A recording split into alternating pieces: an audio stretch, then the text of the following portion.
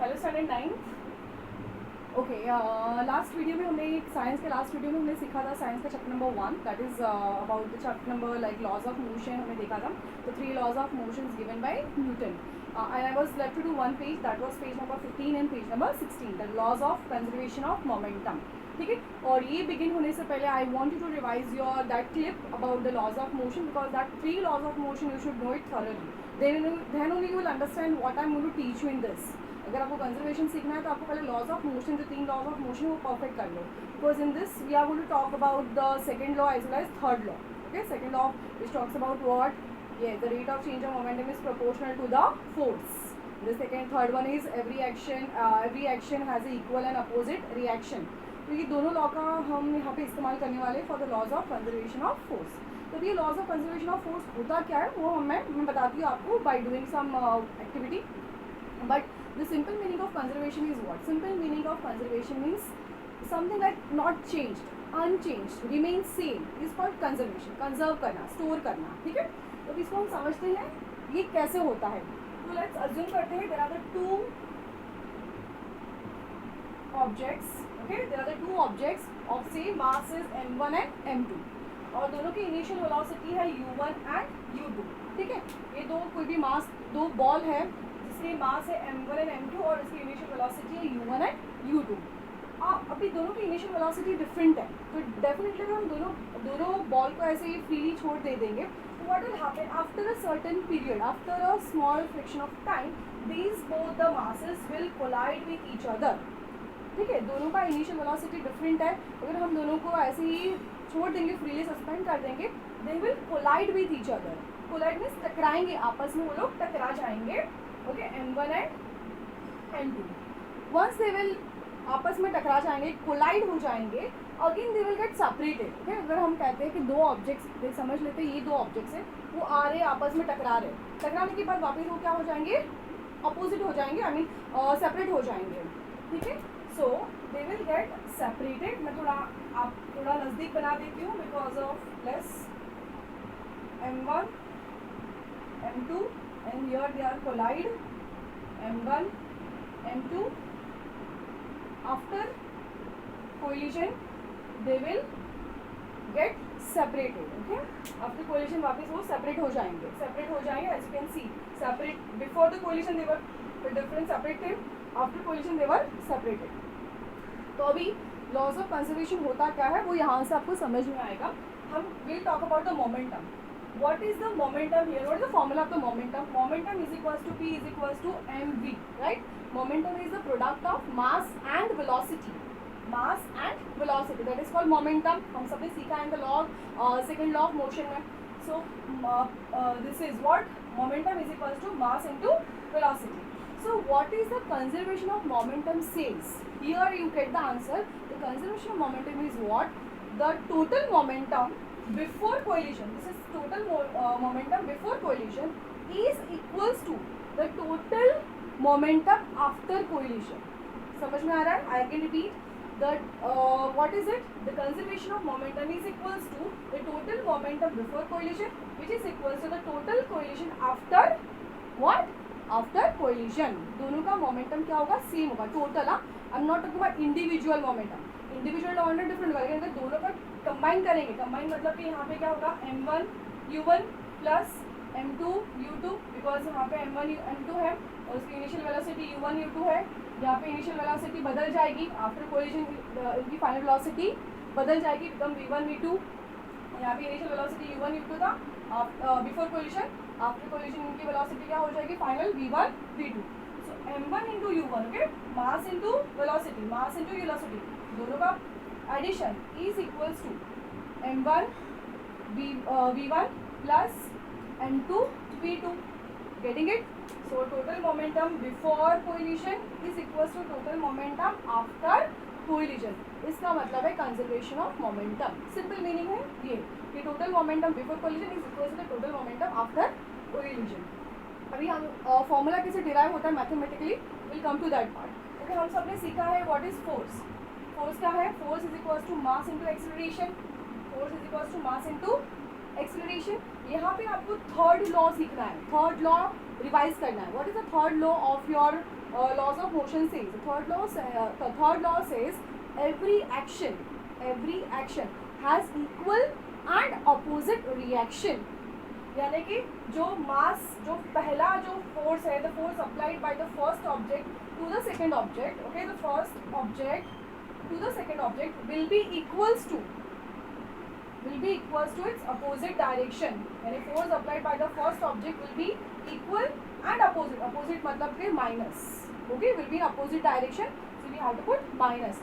Force applied by the first object to the second will be equal and opposite to the force applied by second object to the first. Okay, the force exerted by the first object on the second object is equals to the force exerted by the second object to the first object will be equal and opposite. That's why we have to put minus.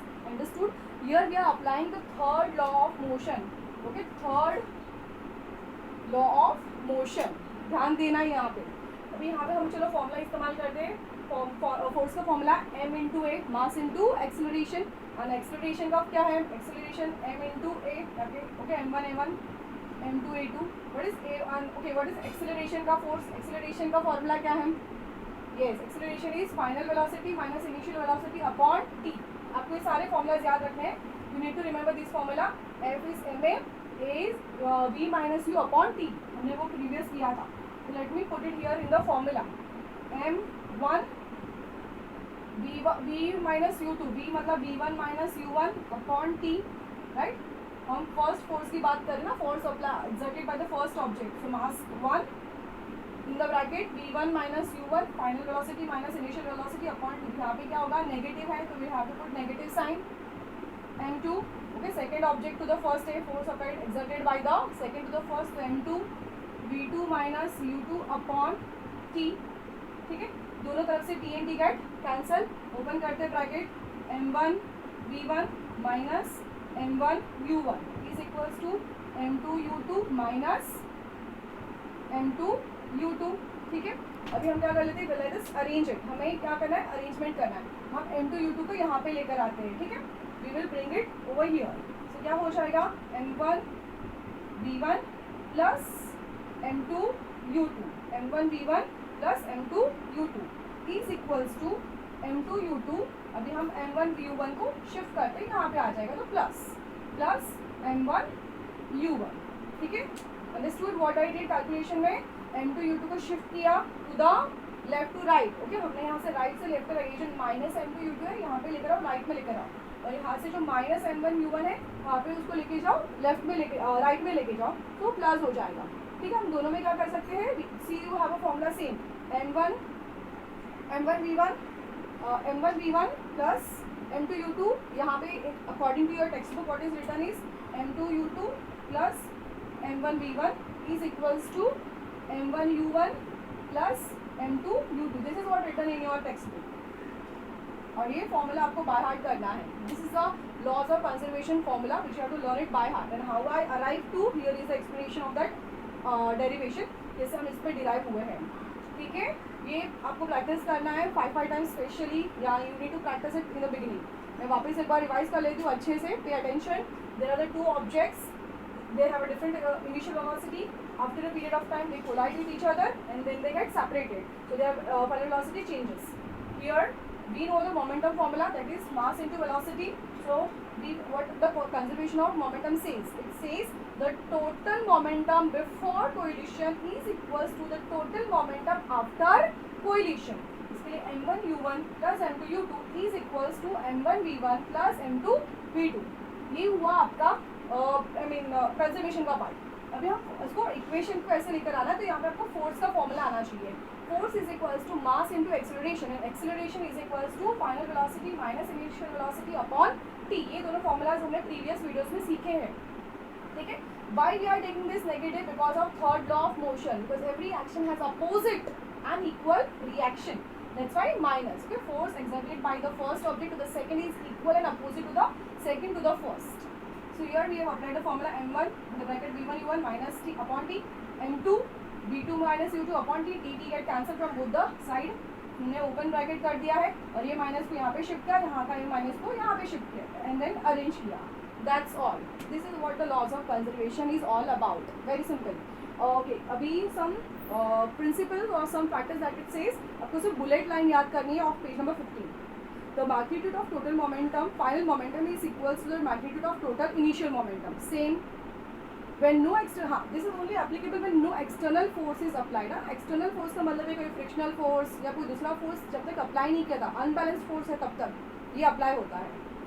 So when no external force acts on two intersecting objects, their total momentum remains constant. It does not change until the any unbalanced force is applied. We have studied in the first laws of motion. It changes, the direction changes when the force is applied, unbalanced. When two objects collide, the total momentum before collision is equal to the total momentum after collision. So you have to remember these three bullets lines which are important ones. Okay, yes, you have to read about the gun. Gun is very important because आपके जो sums होंगे ना, जो numericals होंगे, that will be based on guns.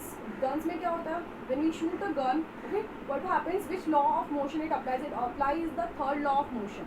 Okay, हम जब trigger को back करेंगे, तब जाके bullet forward होगी. तो it is जब action का reaction होता है. So that is the third law of motion we are applying it. तो उसको recoil कहते हैं. Okay, जब gun को हम क्या करते हैं? Trigger करते हैं, point out, तब that is called recoil. So anyways, we are coming to the sums numericals now. Solved example का first sum आप देखो. Yes, in the rocket also while launching the rocket हम यही laws of conservation of momentum का ही principle apply करते हैं, ठीक है? Even while shooting a bullet. Example 1 देखो, solved example page number 16. The mass of a cannon is 500 kg and it recoils with a speed of 0.25 meter per second. कितना है उसका mass? 500 kg है. Speed means here recoil speed मतलब it's about velocity. They are talking about final velocity. Okay, v1 that is 0.25. We have to find out the momentum of the cannon. Momentum का formula हमें पता है mass into velocity. So simple. 500 into 0.25 that is 125 kg per meter second is the answer of momentum. Now second sum देखते हैं. Two balls have a masses 50 gram and 100 gram. So M1 and M2. That's how I'm doing it.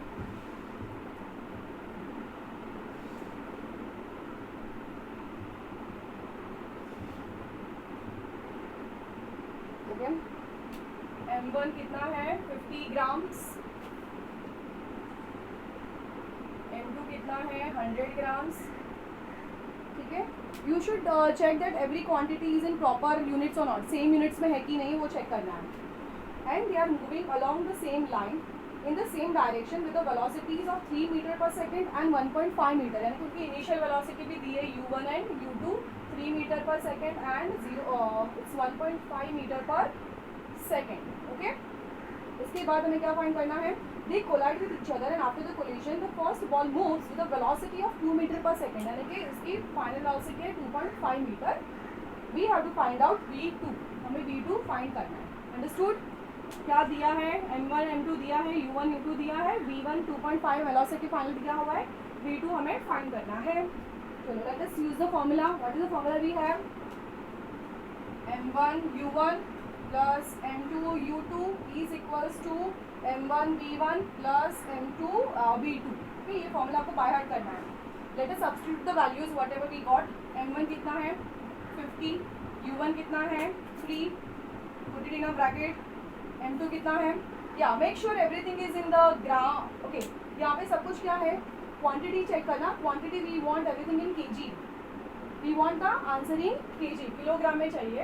यानी 50 ग्राम को हमें convert करना है. What 50 gram? अगर आप नहीं भी करोगे later on if you change that is also fine.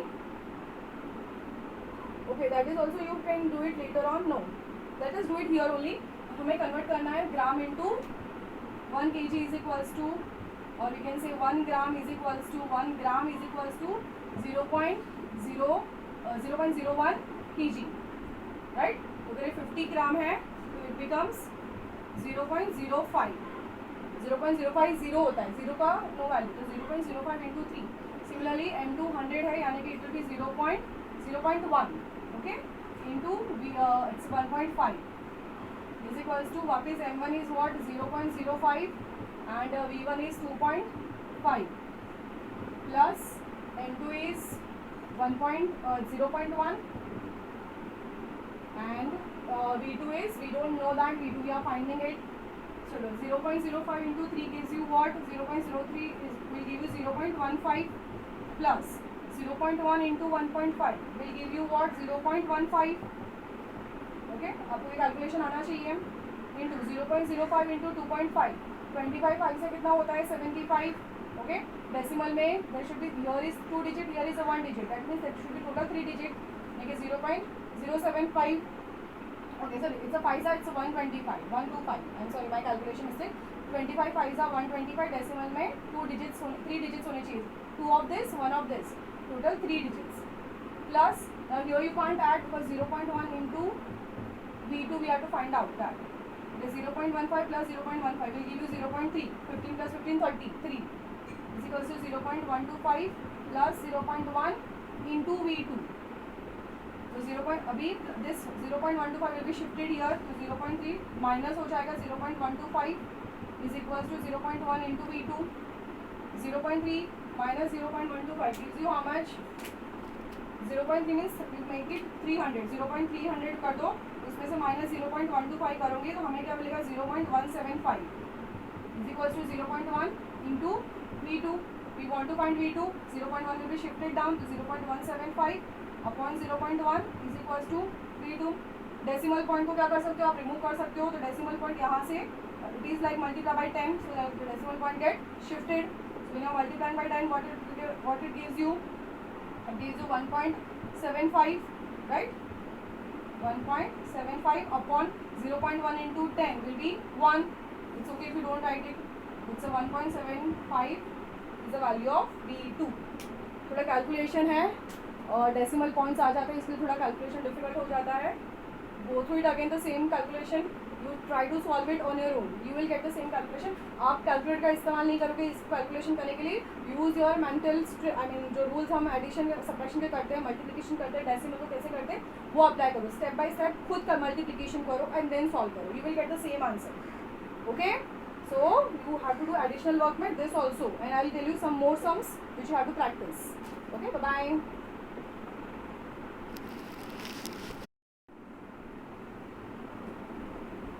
Sorry, I made a minor mistake in calculation of this conservation of momentum formula. derive करने में मैंने थोड़ी गलती कर दी थी और वो गलती in the place of V I was using U.